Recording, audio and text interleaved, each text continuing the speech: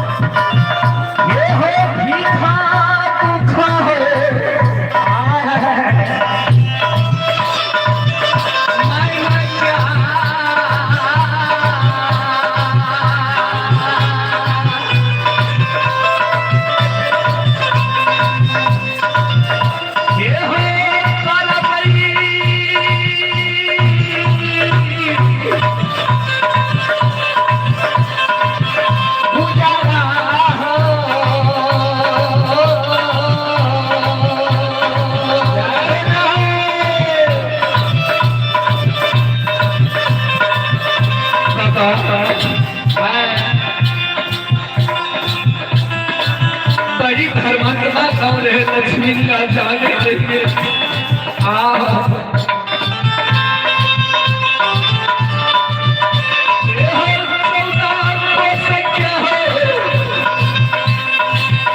बाबा जब यहाँ से पिछला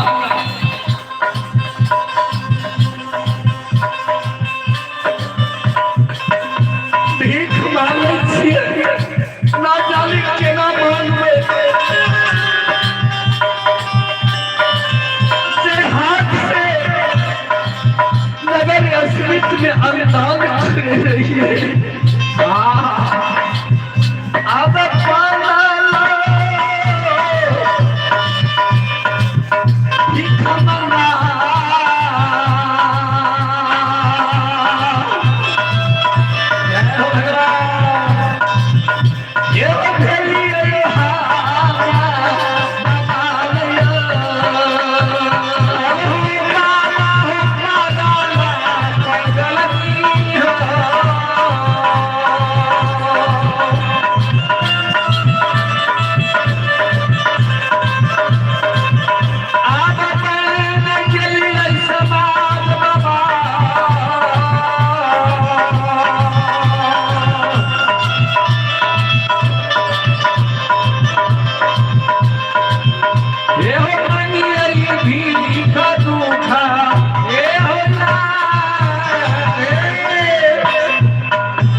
रानी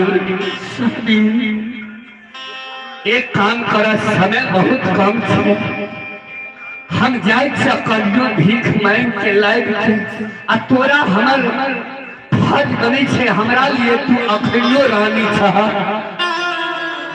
संविधान ये वही याद गया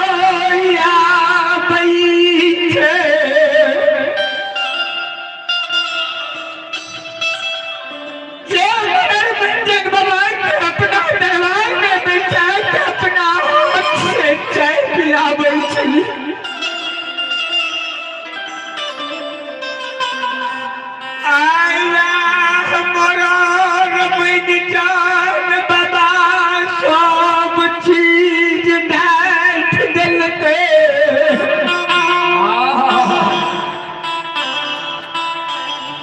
उतने मेरी लक्ष्मी के पुरनगर से किताई चला हो